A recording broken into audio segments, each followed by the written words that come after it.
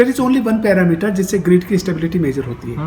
If the frequency 50-50 जो मानी जाती है, जो इंडिया में अप्रूव्ड फ्रीक्वेंसी है जी, it can be very up to ±2%, right. 51 to 49%। कि 2012 में ब्लैकआउट था। कुछ लोग कहते हैं कि 48% of people of India did not have electricity for Yes. 2-3 days. जब कोई ऐसा ब्लैकआउट होता है और उस ब्लैकआउट में फिर इलेक्ट्रिसिटी को आपको फिर से रिवाइव करना पड़ता है, Yes. तो it is hydro power plants which play a major role. Is it true and how they play? Happens in the 9th of April, जी 9th of April 9 p.m. if I'm correct, जी, that power is to be out for 9 minutes. Right. हाँ So that was the even the power engineers faced the challenge which was never been faced like that. There is only one parameter जिससे grid की stability measure होती है। If the frequency 50-50 जो मानी जाती है, जो इंडिया में अप्रूव्ड फ्रीक्वेंसी है, जी, it can be very up to ±2%, right, 51 to 49%। Correct sir. हाँ 49 जा सकती है, 51 जा सकती है। So we have Dr. Bhagwan Sahai Meena, who is a PhD and he is visiting faculty and trainer on environment. He has worked in NTPC for several important projects. Sir, with your wide experience, I just want कि हमारे viewers के लिए आप एक बार ये बता दीजिए कि what is India's power sector, or you can call it कि what is the overview of the power sector in India? Okay, good evening to everyone. Indian power sector is basically it generates around 4.25 lakh megawatt in totality, which includes fossil fuel, hydro, and renewable energy. Out of it, 2.39 lakh megawatt is being generated from the fossil fuels, means coal, gas, oil. From hydro, it's a 47,000 megawatt we are generating from hydro. And a renewable, including solar, wind, biomass, waste to energy, and small hydro, it is around 1.32 lakh. So this much megawatt of we are generating from the renewable, and the 7,480 megawatt is from nuclear power. So here it is to be understand that what is the component of renewable power, because solar power is around 72,000 megawatt we are generating. From wind it is 44,000 megawatt. Right. Biomass is a 10,000 megawatt. Small hydro, which is less than 25 megawatt, which is almost 5,000 megawatt, which is treated as a renewable power. Larger hydro power plant is not treated as a renewable power, although it is. Sir doctor Meena, एक छोटा सा सवाल है कि हमारे viewers के लिए कि एक आप डिफाइन कर सकते हैं कि हम कई बार सुनते हैं micro, mini, major hydro power, कोई डिफरेंट डेफिनेशन नहीं है? Yes, there is a वो थोड़ा definition. बताइए ना। There is a definition. The project which is capacity is more than 25,000 megawatt, which is a large hydro project. A project which is which capacity is between 5 to 25 megawatt, which is a small hydro, and it's less than 5 and up to 1 megawatt, it is a mini hydro, and less than 1 megawatt, this is a mini hydro, micro hydro. So micro hydro is less than 1 megawatt, and mini hydro is 1 to 5 megawatt. Small hydro is 5 to 25 megawatt, and large hydro is more than 25 that's megawatt. Wonderful. So हमारे hydro power plant जो लगा रहे हैं, क्योंकि अब India में दो तरह गवर्नमेंट है, एक स्टेट गवर्नमेंट है, एक सेंट्रल गवर्नमेंट है, तो कैसा ऐसा कोई डिवीजन भी है डॉक्टर मीना जी कि स्टेट गवर्नमेंट इतने हाइडल प्रोजेक्ट का रेगुलेशन करेगी, सेंट्रल गवर्नमेंट इतने हाइड्रो प्रोजेक्ट का रेगुलेशन करेगी, या दोनों मिलके करते हैं? ये कैसे, कौन है रेगुलेटिंग अथॉरिटी इसकी? सर, इसके लिए रेगुलेशंस बने हैं, कंप्लायंसेस बने हैं. The project which capacity is less than 25 megawatt, which includes mini, micro and small, it is comes under jurisdiction of the state government. Okay, right. All clearances required, although less than 25 megawatt, जी, इनके लिए जो clearances होते हैं वो बहुत बड़े environment clearance की requirement नहीं है, बिकॉज एक तो साइज छोटा है, दूसरा ये रिन्यूएबल में काउंट होता है, तो उनके लिए एनवायरमेंट क्लियरेंस एक बड़ा हर्डल होता है, उसकी आवश्यकता नहीं होती है. राइट. और it is granted by, if required it is granted by the state government, but the project is larger than 25 megawatt, right. हाँ, it comes under central government only. Okay, all right. इसके sanctions जो आते हैं वो central government से आते हैं. It required proper all the clearance, environment clearance, forest clearance, wild life clearance.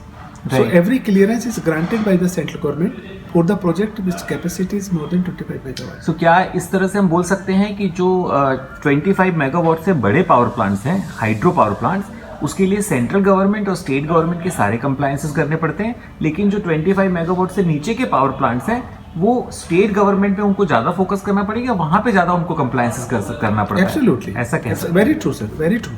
Okay. Well, even the project of more than 25 megawatt, जी. State government के रिकमेंडेशन पे ही सेंट्रल गवर्नमेंट इसके सारे क्लियरेंस देती है.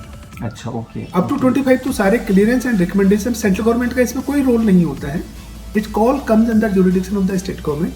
But the project which is more than 25 megawatt, that is called as a large hydro power project which recommends by the state government and final approval given by the central government. तो इसमें दोनों का role आता है.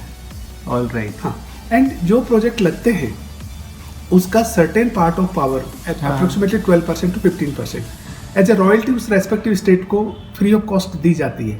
ये sir हमें ये समझ में नहीं आता कि जब पावर प्लांट कोई इन्वेस्टर लगा रहा है, कोई भी हो सकता है वो इन्वेस्टर, चाहे वो सेंट्रल गवर्नमेंट लगा रही है या फिर कोई प्राइवेट एंटिटी लगा रही है, तो जो स्टेट गवर्नमेंट को जो रॉयल्टी ये जा रही है, इसका पर्पस क्या है और बेसिस क्या है और बैकग्राउंड क्या है इसका, कुछ आप जानकारी दे सकते हैं क्या? देख सर, स्टेट गवर्नमेंट का वो बेसिकली हर स्टेट के पास अपना एक नेचुरल रिसोर्स होता है जी. कहीं पे कोयला है, कहीं पे गैस है, कहीं पे ऑयल है.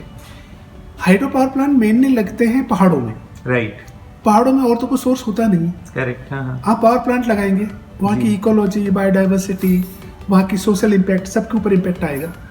What that state is getting, state भी आपको सारी फैसिलिटीज प्रोवाइड करेगा, आपको क्लियरेंसेस देगा, आपको लैंड अरेंज करवा के देगा, आपको लोकल सपोर्ट प्रोवाइड करेगा. Right. तो what is getting basically, state का वो पानी उस पर्टिकुलर स्टेट का नेचुरल रिसोर्स है. तो उस नेचुरल रिसोर्स के बदले उसको कुछ मिलना चाहिए. जब मैं कोयला खरीदता हूँ बिहार से या झारखंड से, तो मैं वहाँ पे रॉयल्टी पे करके लाता हूँ. अच्छा, ओके. उनको रॉयल्टी जी जी. हाँ. तो कोयला भी जब आप लेते हो स्टेट से तो आप उनको रॉयल्टी देते उनको हो? यस, उनको चार्जेस पे करता हूँ स्टेट गवर्नमेंट को. अच्छा. स्टेट गवर्नमेंट को भी पे करता हूँ, सेंट्रल गवर्नमेंट को भी पे करता हूँ. ठीक है. ठीक उसी तरह पानी का ये जितना मुझे एक तो फ्री पावर देता हूँ. राइट. उसके अलावा एक वाटर सेस और लगा दिया आजकल गवर्नमेंट ने. जी.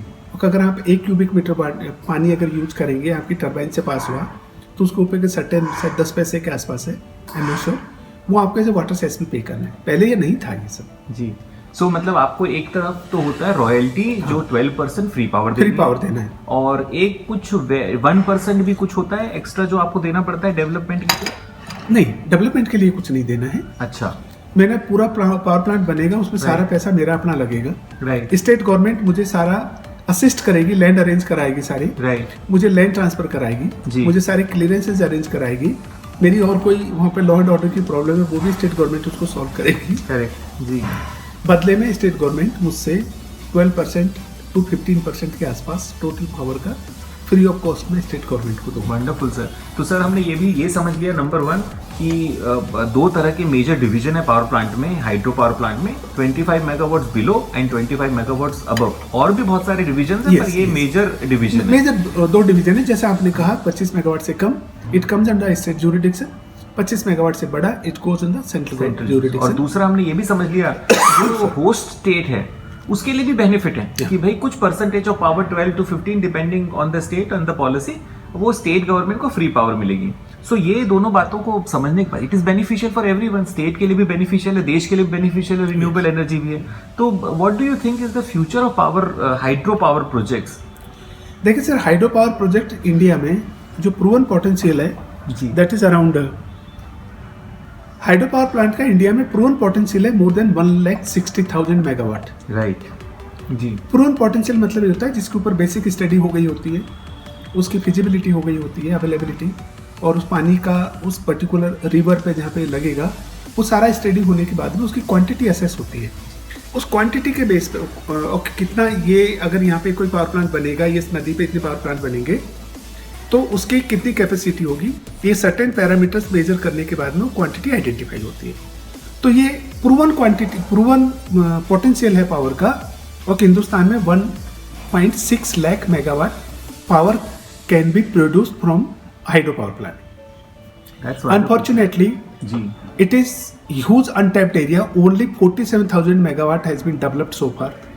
More than 1 lakh megawatt is still untapped, and it's a huge potential.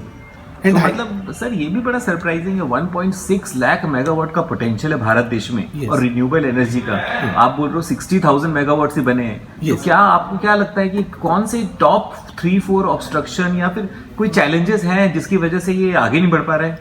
देखिए, हाइड्रो प्रोजेक्ट में एक बेसिक चैलेंज होता है, वो इनहेरेंट है जियोलॉजी का, बिकॉज जियोलॉजी अनप्रिडिक्टेबल होती है। जब पहाड़ के अंदर मैं सुरंग बनाता हूँ तो पहाड़ के अंदर रॉक कैसी आएगी, कैसी जियोलॉजी आएगी, वो मैं प्रिज्यूम कर सकता हूँ बाई सर्टेन टेस्ट। लेकिन जब मैं एक्चुअली टनल बनाता हूँ तो वहाँ पे मुझे कुछ सरप्राइजेज मिलते हैं।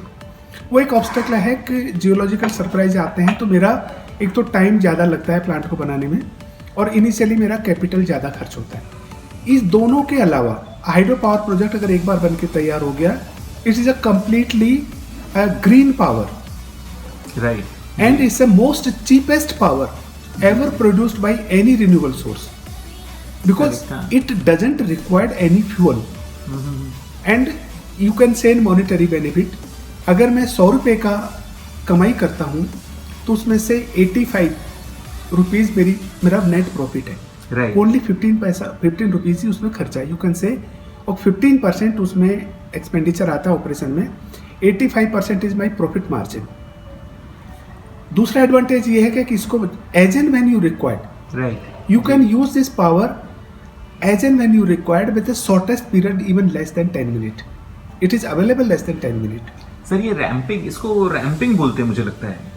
जो पावर मुझे बढ़ानी होती है, सपोज मुझे बोला गया है कि मुझे 150 मेगावाट पावर चाहिए, और अभी मेरा प्लांट 100 मेगावाट पे चल रहा है, तो 150 में एकदम नहीं बढ़ा सकता, राइट, उसको मैं 5-5 मेगावाट में इंक्रीज करूंगा सर्टेन पीरियड के बाद। करेक्ट, तो that cycle is called the ramping up. Okay ji.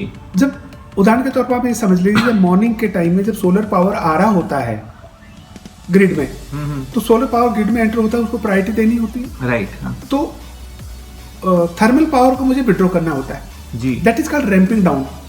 Okay, अगर मुझे पावर को किसी पर्टिकुलर फेज से डाउन करना है, that is called the ramping down. अगर मुझे इंक्रीज करना है तो that is a ramping up. Okay, जी जी जी। अच्छा, एक और चीज मेरे दिमाग में आई कि 2012 में ब्लैकआउट था, मतलब 48%, कुछ लोग कहते हैं कि 48% of people of India did not have electricity for 2-3 days.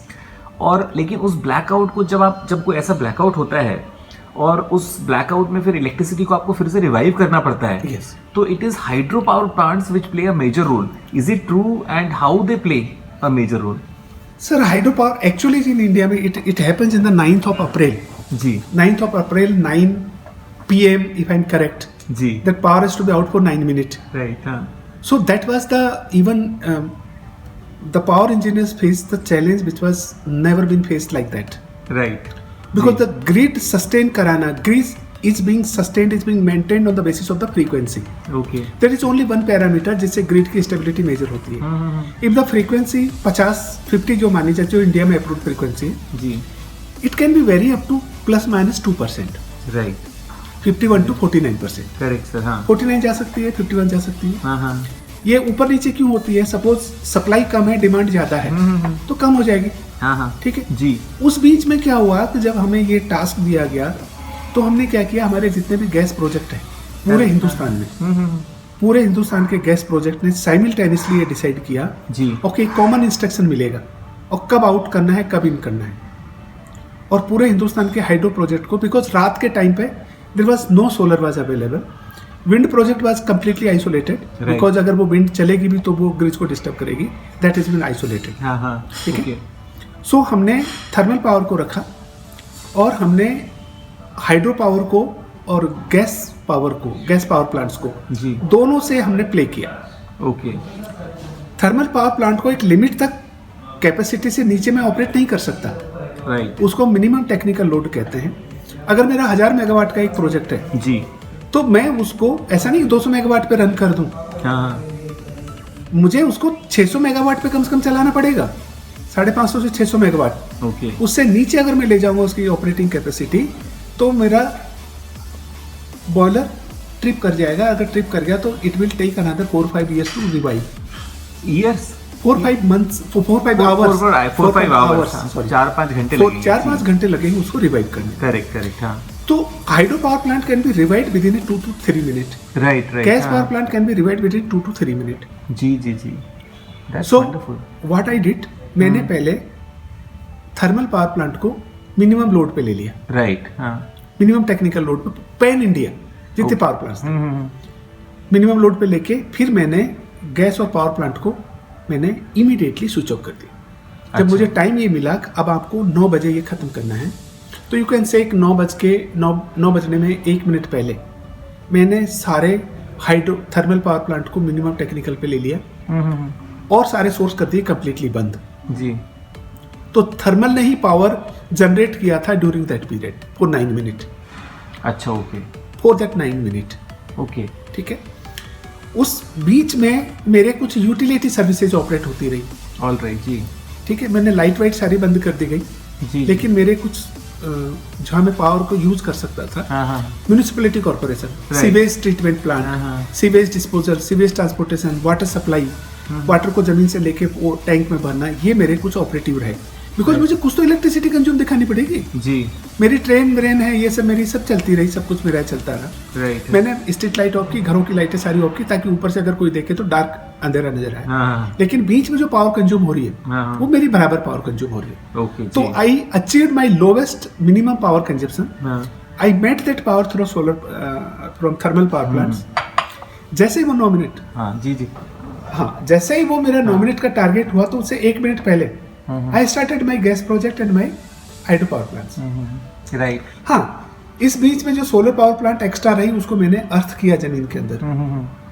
जो कोयले से जो थर्मल पावर प्लांट की जो जितनी कंज्यूम हुई वो कंज्यूम हुई, बाकी मुझे अर्थ में मुझे जमीन के अंदर उसको डालना पड़ा। अच्छा, ओके, हाँ, जी, जी, उसको हाँ, हमने अर्थिंग बोलते हैं। ओके। तो जब भी पावर सरप्लस होती है तो हम जमीन के अंदर डाल दिया, जमीन सब कंज्यूम कर लेते हैं। राइट, जैसे ही मेरा टाइम 9 मिनट का पूरा हुआ, से 1 मिनट पहले मैंने हाइड्रो गैस को इमीडिएटली बोला कि आप ऑन करिए। हाँ, हाँ, और ऑन करने के बाद, क्योंकि 9 मिनट के बाद सारे लोग एक साथ ऑन करेंगे, हाँ, हाँ, तो जैसे ही 9 मिनट होने से पहले मैंने हाइड्रो और गैस को इमीडिएटली फुल लोड पे ले लिया। ओके, हाँ, हाँ, और इमीडिएटली फुल लोड पे लेने के बाद में जैसे मुझे टाइम मिला उतनी पावर इमीडिएटली ऐड हो गई, ठीक है। यू कैन से 47,000 मेगावाट जी। मेरा हाइड्रो से था, हाँ, वो मेरा इमीडिएटली मुझे अवेलेबल हो गया। राइट, और मेरा जो गैस बेस था वो मेरा आपको मुझे उसमें अवेलेबल हो गया। तो वी हैव मैनेज दैट, जी, although it was a very very tough phase for our engineers, right, हाँ, because एक छोटा सा अगर चूक होता तो पूरा हिंदुस्तान ब्लैकआउट हो जाता, Right. पूरा ग्रिड ट्रिप कर जाता। जी, और जी, ग्रिड ट्रिप करने का मतलब है कि it will take another couple of hours to revive that entire gridding system. Right, because अभी पूरा ग्रिड है वो कॉमन है पूरा इंडिया का। राइट, पहले क्या थे, ग्रिड के 4-5 अलग रीजन का हुआ करता था। अगर ग्रिड ट्रिप किया तो एक रीजन ही ट्रिप करता था। जी, अभी अगर कहीं भी ग्रिड ट्रिप करेगा तो पूरे इंडिया का पावर सप्लाई एक साथ जाएगा। तो sir that way hydro power plant है that plays a very vital role for maintaining of the gridding system. Excellent sir, excellent. So अब हाइड्रो पावर सर एक दूसरी चीज़ अभी रिसेंटली उभर के आ रही है। जो आपने कैपेसिटी बताई 1.6 लाख मेगावाट, उसके अलावा एक और कैपेसिटी आ रही है जो है पीएसपी की, पीएसपी की पंप स्टोरेज प्लांट। तो पंप स्टोरेज प्लांट क्या होता है? Sir pump storage plant you can say it's a water battery. Right, जैसे मैं बैटरी में पावर को सेव कर सकता हूँ, जी, कंजर्व कर सकता हूँ, ऐसे ही मैं पावर को वाटर के फॉर्म में मैं कंजर्व कर सकता हूँ। How can I do? Right, जब मेरा पीकिंग आवर होता है, सपोज इवनिंग में 6 o'clock से लेके अराउंड 10 o'clock मेरा पीक आवर होता है, तब मेरी इलेक्ट्रिसिटी का मुझे रेट भी ज़्यादा होता है और मॉर्निंग में भी मेरा पीक आवर होता है। 2 टाइम ऐसे होते हैं मुझे जब मुझे पावर की ज़्यादा रिक्वायरमेंट होती है। जी, बाकी उसके अलावा नॉन पीकिंग आवर होते हैं, सपोज रात को 10 बजे से लेके सुबह 4 बजे तक। राइट,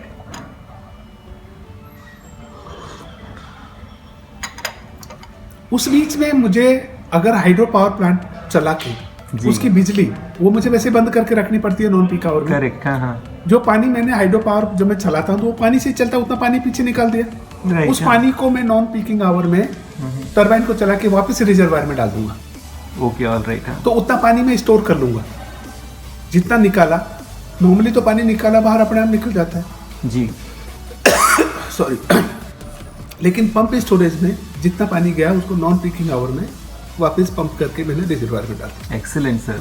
सो लाइक हाइड्रो में, और इसका कोई अभी कैपेसिटी कितना है? मतलब जिस तरह से 1.6 lakh megawatt normal hydro power plants का है, हाँ। तो इसमें कोई स्टडी हुई है इंडिया में कि अभी ऑनगोइंग है या फिर अभी क्लियर नहीं है, अभी कितनी कैपेसिटी है, कुछ आइडिया एक है क्या आपको? हाँ सर, हाँ। जी। इंडिया में सर 90,000 मेगावाट का जी। पोटेंशियल है इसका, आपका पीएसपी का। तो 1.6 लाख मेगावाट्स का तो हो गया अपना main normal hydro power plant, और 90,000 मेगावाट्स का हमारे पास कैपेसिटी पीएसपी का हमारे पास प्रूवन कैपेसिटी है कि इतने का मैं पंप स्टोरेज में कन्वर्ट कर सकता हूँ। राइट। इसमें से 4,745 मेगावाट जी मेरा ऑपरेशन में है। राइट। ओके। पीएसपी में 4,745 megawatt is in operation Okay. as a PSP, and 57,345 megawatt, ji 57,000 plus you can say, जी जी ये है जो अंडर वेरियस स्टेजेस है। कहीं पे इन्वेस्टिगेशन हो रहा है, कहीं पे कंस्ट्रक्शन चल रहा है, कहीं पे कुछ basically you can say on drawing board, जहाँ पे अभी कंसेप्टलाइज फेज तो नहीं कह सकते बिकॉज ऑलरेडी कंसेप्टलाइज, ये वेरियस फेजेस में इम्प्लीमेंटेशन है। सर एक चीज जो दिमाग में हमेशा आती है कि पीएसपी को भी पानी चाहिए, अब वो पानी आएगा कहाँ से? सर पीएसपी का मैं आपको उदाहरण के तौर पे आपको टेरी डैम के बारे में बताता हूँ। जी सर टेरी डैम 1000 मेगावाट का है। राइट। 1000 मेगावाट में 250 मेगावाट की 4 टरबाइन है। राइट। हाँ वो पीक लोड पे पूरा पानी चलता है नीचे, जी जी वो पानी नीचे डालता है। हाँ उसके नीचे एक छोटा रिजर्वायर बना रखा है कोटली बेल के नाम से। राइट। हाँ कोटली बेल तो नहीं, कोटली बेल एनएचपीसी का है, नहीं, तो अलग वो एनएचपीसी का है। कोटेश्वर जी जी कोटेश्वर। हाँ उस पानी को वो होल्ड करता है, जो बड़े वाले डैम से जो पानी निकाला 1000 मेगावाट को चलाने में, राइट। हाँ और होल्ड करके उसे 400 मेगावाट में वहाँ पावर प्रोड्यूस करता हूँ। राइट। हाँ बचा वो पानी में निकाल दिया करता हूँ।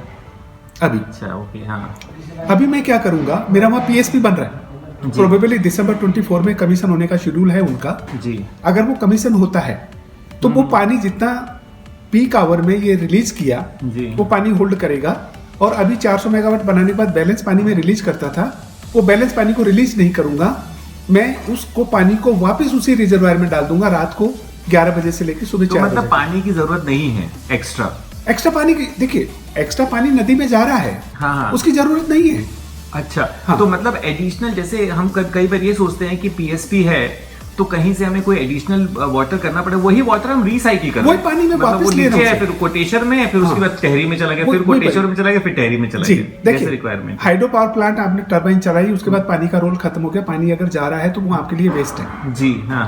इस एज गुड एज नदी का बहता हुआ पानी है। राइट। हाँ। अगर आपने वहां पे उस पानी को वापस लेके उसी रिजर्वायर में डाल दिया, देखो 2 तरह के पावर प्लांट होते हैं, एक run of river power plant होता है। हाँ जी। उसमें पीएसपी बन नहीं सकता। राइट। लेकिन डैम बेस्ड एक रिजर्वायर बेस्ड एक पावर प्लांट होता है, उसमें पीएसपी का कंसेप्ट हो सकता है। जी। पीएसपी का कंसेप्ट क्या होता है कि ड्यूरिंग रेनी सीजन रिजर्वायर पानी से भरता है। जी। उदाहरण के तौर पे टेरी डैम 200 मीटर उसके रिजर्वायर की हाइट है। राइट। जब मानसून खत्म होता है तो पूरा भर गया होता है। जी। फिर वो धीरे धीरे उस पानी को मैं निकाल के बिजली बनाता रहता हूँ, और बाय द टाइम अगला मानसून जब आता है तो वो लेवल घट के करीब 150 मीटर नीचे आ जाता है। जी। मैंने 150 मीटर का पानी जितने एरिया में टेरी डैम फैला हुआ है अप्रोक्सीमेटली 45 किलोमीटर में, राइट। हाँ। वो पूरा पानी मैंने निकाल के बिजली बना के, और वो पानी निकल गया। जी। अगला मानसून आएगा फिर वो पानी उसमें भरना शुरू हो जाएगा। लेकिन अगर मैं उस पानी को लेके जो मैंने बिजली बनाया 1000 मेगावाट मैंने निकाला, उस पानी को रात को जब बिजली सस्ती है, जब बिजली का कोई बायर नहीं है, जी जी, तब मैंने बिजली से चला के उसी टरबाइन को रिवर्स करके मैंने उस पानी को वापस उसी रिजर्वायर में डाल दिया, राइट। ताकि अगले दिन जब पीक आवर आए मॉर्निंग में तो मैं 1000 megawatt bore 1000 megawatt PSP right 2000 megawatt बिजली में प्रोड्यूस कर सकता हूँ। ओके, तो इसको इस तरह से हम समझ सकते हैं कि अगर तो ये टहरी का आपने अच्छा एग्जांपल दिया, पर अगर डेक्कन प्लेटू में अगर कोई अपन पीएसपी बनाते हैं और 2 लेवल पे हाइड्रो डैम्स बनाते हैं हम, तो उन 2 लेवल पे सिर्फ एक बार पानी भरना पड़ेगा आपको। एक बार पानी भरना पड़ेगा। फर्स्ट टाइम आपने भरा, उसके बाद वो आप रीयूज करते रहोगे कंटिन्यूअसली। सिर्फ जो इवेपोरेशन से जो पानी जाता है उतना रिफिल करना पड़ेगा, दैट्स इट। यस, ये तो है कन्वेंशनल उसके लिए। लेकिन मेरा जब वाटर मेरा रिजर्वायर है उसमें सर्टेन क्वांटिटी है जो रेनी सीजन में आई, बाद में तो क्वांटिटी आई नहीं, तो वो कंटिन्यूसली खाली होता चला जाएगा जैसे जैसे मैं पावर प्लांट को ऑपरेट करूंगा। लेकिन मैं जब पीएसपी के लिए पानी को वापस डालूंगा तो मेरा उसका रिजर्वायर का लेवल बढ़ जाएगा। अच्छा। फॉर एग्जाम्पल मेरा अगर पानी का लेवल अगर आज 150 मीटर है, हाँ जी। आज मैंने चलाया शाम को 10 बजे मैंने बंद कर दिया और मैंने रात को 11 बजे से लेकर सुबह 4 बजे तक पानी को लेकर मैंने ऊपर रिजर्वायर में डाल दिया। राइट। हाँ 150 मीटर की जगह वो 152 मीटर का लेवल हो गया। जी जी ठीक है, बिकॉज मैंने पानी को वापस रिक्लेम कर लिया। जी। अब कल मैं वापस उसमें पूरा दोनों पीएसपी भी चला सकता हूँ, नॉर्मल भी चला सकता हूँ, और जो पानी गया उसको मैं रात को वापस फिर क्लेम करके ले लूंगा वापस। Correct correct. तो पीएसपी का एडवांटेज है, इसको टेक्निकल टर्म में वाटर बैटरी बोलते हैं। राइट। जैसे बैटरी में हम बिजली को सेव करते हैं इन्वर्टर हाँ, के लिए, हाँ। ठीक उसी तरह वाटर बैटरी आप कह लीजिए, मैं एनर्जी को वाटर के फॉर्म में मैं सेव करता हूँ। ये PS it's a good concept. जी। लेकिन नॉर्मली ये वहां पे ये कंसेप्ट अडॉप्ट किया जाता है जहां पे कन्वेंशनल पावर प्लांट्स का पॉसिबिलिटी है वो खत्म हो जाती है तब। Right right. बिकॉज ये तो सेकेंडरी ऑप्शन है। मेरे पास जब प्रूवन सोर्स अवेलेबल है 1.1 लाख मेगावाट का, मोर देन 1 लाख मेगावाट का, तो सबसे पहले मुझे उसको एक्सप्लोर करना चाहिए, उसको यूज करना चाहिए। राइट। हाँ जब वो मेरा खत्म हो जाएगा, मेरे पास और कोई हाइड्रो का प्रोविजन नहीं है, only then I should go for, और parallelly I can go for PSP. हम ये नहीं कहते पीएसपी को आप पैरेलली मत करें जी। हम ये कह रहे थे कि ताजुब की बात ये है 2014 से लेके 2014 से लेके 2024 फरवरी तक we have only added 2% of hydro capacity. जो कैपेसिटी 2014 में था, हमने उसमें सिर्फ 2 और 3% कैपेसिटी ऐड किया है पिछले लास्ट 10 ईयर में। राइट। हमने we have completely ignored hydro power project. Right. जबकि hydro power project is the only power which is a green power, which is a reliable power. जी। Why I am using the reliable power? Reliable power is a power which is available when you need it. Right. Solar power may not be available when you actually need it, because Right. if next day you have planned, if the cloud comes, rain comes, it will not be available. You can't do anything. जी जी। If you plant something the wind, you can't predict कल wind चलेगा नहीं चलेगा. Right. So they are not a reliable power. Hydro की beauty ये है कि it's a green power, जी। which is a reliable power. Sir एक डॉक्टर में ना एक क्वेश्चन ये आता है बार बार कि जिस तरह से आपने बोला इतना इमेंस पोटेंशियल है, तो अगर कोई एक प्राइवेट एंटिटी, एक प्राइवेट कंपनी अगर हाइड्रो सेक्टर में जाना चाहती है, तो उसका जैसे मन है कि भाई मुझे 25 मेगावाट से लेस का एक पावर प्लांट किसी भी स्टेट में जहाँ पे वाटर अवेलेबिलिटी है वहाँ पे लगाना है, तो आप इसको अगर 4-5 स्टेज में बताएं कि भैया आपको पहले ये करना पड़ेगा, फिर ये करना पड़ेगा, फिर ये करना पड़ेगा, फिर ये करना पड़ेगा, ऐसी कोई स्टेजेस हैं क्या जो एक प्राइवेट एंटिटी और प्राइवेट कंपनी फॉलो कर सकती है और 25 मेगावाट से बिलो का पावर प्लांट? क्योंकि जो मैं इसलिए 25 मेगावाट से बिलो का पूछ रहा हूँ, जिससे अगर एमएसएमई सेक्टर है या कोई और भी सेक्टर है जिसके पास फंडिंग बहुत कम है, वो भी फिर हाइड्रो पावर प्लांट एक clean source of power generate कर सकती है। इसके कोई स्टेजेस हैं जो आप बता सकते हैं, कैसे मूव फॉरवर्ड करना चाहिए इनको एंटरप्रेन्योर? इसके लिए बहुत अच्छा सिस्टम बनाया है गवर्नमेंट ने। मैं आपको उत्तराखंड का एक एग्जांपल देता हूँ, बिकॉज मैंने उत्तराखंड में 10-11 साल काम किया है। I am very much aware about that what is the policy for small hydro project less than 25 megawatt. जी। There is one department UJBNL, right. Uttarakhand Jal Vidyut Nigam limited, UJBNL. Right. They are the custodian of this small hydro project. Okay, so state government has made them custodian They made them or custodian. nodal agency, something like that. They made it nodal agency. जी और जो project 25 megawatt से कम के हैं जी। उनको identify करना, उनकी potential capacity को verify करना, राइट। कहाँ पे लोकेशन है, किसमें क्या ऑब्लिगेशन है, कितना रिवर का फ्लो है, कितना बन सकता है, एवेक्यूएशन पावर एवेक्यूएशन की क्या इश्यूज हैं, वो पहले एग्जामिन करते हैं। राइट। तो नोडल एजेंसी हो गई यूजेबीएनएल, उत्तरांचल जल विद्युत निगम लिमिटेड।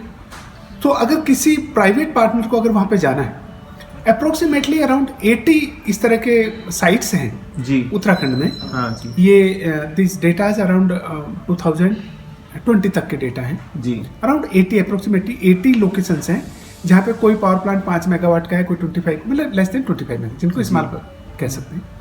ये प्रूवन है। राइट। इसमें उत्तराखंड जल विद्युत निगम ने सारी की सारी स्टडी कर रखी है। ओके। पावर पोटेंशियल भी कर रखा है, उसका सारा क्या स्ट्रक्चर बनेगा कैसे। अब वो क्या करते हैं, सपोज किसी प्राइवेट प्लेयर को जाना है, वो बोले कि सर मुझे यहाँ पे हाइड्रो पावर प्लांट लगाना है, right. I am ready to invest in. जी। तो कहते हैं ठीक है आप बिड करिए। वो एक ऐड निकालते हैं कि भाई मुझे, बिकॉज किसी एक को तो दे नहीं सकते, राइट। कोई गवर्नमेंट डिपार्टमेंट आप दे सकते हैं, राइट। लेकिन अगर प्राइवेट प्लेयर की अगर आप बात करते हैं, सपोज मैं भी लगाना चाहता हूँ, आप भी लगाना चाहते हैं, तो किसको देगा? तो ऐसा है, ठीक है सर, दो पार्ट में डिवाइड करते हैं। तो आपका ये कहना है कि गवर्नमेंट डिपार्टमेंट को किसी और स्टेट गवर्नमेंट का अगर हाइड्रो का डिपार्टमेंट है जो उत्तराखंड में अपना पावर प्लांट 25 मेगावाट से लेस का लगाना चाहता है, उसको नॉमिनेशन बेसिस पे, जो फॉर एग्जांपल उत्तर प्रदेश का उपनेटा है या फिर मध्य प्रदेश की कोई एजेंसी है, गवर्नमेंट एजेंसी, तो उसको उत्तराखंड जल विद्युत निगम या उत्तराखंड सरकार नॉमिनेशन बेसिस पे वो प्रोजेक्ट दे सकती है। एक नंबर 1 ये हो गया। दूसरा है कि अगर कोई प्राइवेट एंटिटी अगर करना चाहती है तो प्राइवेट एंटिटी के लिए वो बिड डॉक्यूमेंट रिलीज करेंगे एट द स्टेज 1। ठीक है, अब स्टेज 2 में क्या होगा? देखिए सर, आपने एक बिल्कुल सही कहा, वहां पे और एक डिपार्टमेंट होता है। ये तो उत्तरांचल जल विद्युत निगम हो गया, जो कस्टोडियन हो गया, राइट। एक बिकॉज ये 25 मेगावाट से कम के जो पावर प्लांट है ये रिन्यूएबल पावर में आते हैं। ओके, 25 मेगावाट से ऊपर के रिन्यूएबल में नहीं आते थे। राइट। गवर्नमेंट ने अभी पॉलिसी चेंज किया है। हाँ। सो अभी any size of power plant, hydro power plant, which Right. Comes under the renewable power. Right. तो पहले 25 मेगावाट से नीचे के जो प्लांट्स थे वही रिन्यूएबल में आते थे। जी जी। और स्टेट में रिन्यूएबल का देखता है उस पर्टिकुलर स्टेट का renewable development authority. Correct. Uttaranchal में उरेडा है, right. Uttarakhand renewable energy development. So वो क्या करते हैं कि कस्टोडियन तो यूजेवीएनएल है, पावर का अलोकेशन करता है उरेडा। ओके जी। तो उन्होंने रिसेंटली एक स्कीम लॉन्च किया 2018 में। ये कहा कि भाई कोई ग्राम पंचायत है, अब हर गांव के पास से छोटे छोटे नाले गुजर रहे हैं, जी हर नाले में पावर का पोटेंशियल है। जी जी जैसे हिमाचल में है, हिमाचल में हर छोटे छोटे नाले को टैप कर रखा है, पंजाब में जी। ठीक उसी तरह सपोज एक गांव रहता है, गांव के आसपास कोई एक नाला आ रहा है पानी का, वो पेरेनियल नाला है पूरे साल, हाँ हाँ जी। उसमें पावर पोटेंशियल है। उत्तराखंड ने, जल विद्युत निगम ने पोटेंशियल कर दिया, उरेडा ने दे दिया। उस पर्टिकुलर ग्राम पंचायत वहां पे गई, उन्होंने कहा साहब मुझे ये पावर प्लांट लगाना है। राइट जी सर। क्या कहा, अब भाई हम पहले प्रायोरिटी देंगे उस ग्राम पंचायत को, जी सर। हाँ, क्योंकि अगर वो लगेगा तो उसकी वजह से उनको एक तो एम्प्लॉयमेंट मिलेगा, राइट। दूसरा उनको रेवेन्यू जनरेट होगा, जो ऐसे सॉर्ट ऑफ गवर्नमेंट हेल्प हो जाएगी। राइट। हाँ फॉर एग्जाम्पल 2 मेगावाट का एक पावर प्लांट है, जी। उसमें अगर 10 करोड़ रुपए का खर्चा आ रहा है तो 2 करोड़ ग्राम पंचायत को डालना है, राइट। और 80% उरेडा फाइनेंस करेगा उसको। ओके, ऑल राइट जी। एक प्रोमोशनल स्कीम है, हाँ जी। उरेडा फाइनेंस करेगा और उत्तरांचल जल विद्युत निगम उसको स्ट्रक्चरल टेक्निकल सपोर्ट प्रोवाइड करेगा। ओके। और भाई आप यहाँ पे लगा रहे हैं तो ये इतने का इस साइज की टरबाइन लगाएंगे, ऐसा आप बैराज बनाएंगे, ऐसा आप ये करेंगे, ये काम आप करेंगे, वो सब technical support custodian which is Uttaranchal जल विद्युत निगम, जी। और financial support will be given by the UREDA. Like, हाँ जी।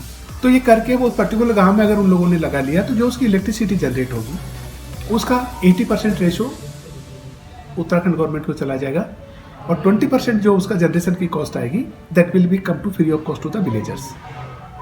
अच्छा, तो ये एक स्कीम लॉन्च करी है उरीडा और यूजेवीएन और गवर्नमेंट ऑफ उत्तराखंड ने मिलके कि जो ग्राम पंचायत है वो अगर 20% पैसा लगा दे तो 80% एक ग्रांट मिल जाएगी उरीडा की तरफ से, और यूजेवीएन उसका कंस्ट्रक्शन करवा देगा, एंड ये गवर्नमेंट 80% बिजली खरीद लेगी, उनका डिस्कॉम जो है खरीद नहीं 100% खरीदेगी। अच्छा, 100% खरीदेगी। हाँ। उसके बाद जो 20% है वो 20% या तो वो गांव के लोग, गांव का भी पावर कंजप्शन होगा सपोज, राइट। हाँ, तो या तो वो अपने पावर कंजप्शन जितना है पूरा उसको वो एडजस्ट करा ले उसके अगेंस्ट, और सब इस गांव की पूरी पावर सप्लाई है वो फ्री ऑफ कॉस्ट होगी, और ज्यादा है तो पैसे मिल ज्यादा है तो पैसे मिल जाएगा, तो उससे उस गांव का डेवलपमेंट हो सकता है। तो एक बड़ा अच्छा एक मॉडल उन लोगों ने इंट्रोड्यूस किया था, it was a nice model जी। 1-2 ग्राम पंचायत ने इनिशिएट भी किया था इन सब चीजों के लिए। हाँ, तो ठीक उसी तरह से अगर ये तो हो गया सरकारी सिस्टम को देने के लिए, राइट। हाँ, उरेडा ने दूसरी तरफ कहा भाई कोई गवर्नमेंट डिपार्टमेंट, राइट। हाँ,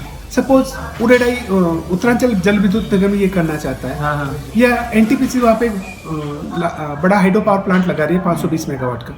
एनटीपीसी ने बोला चलो मैं 520 लगा रहा हूँ, या 10 मेगावाट के 2 प्रोजेक्ट है ये भी मैं लगा देता हूँ।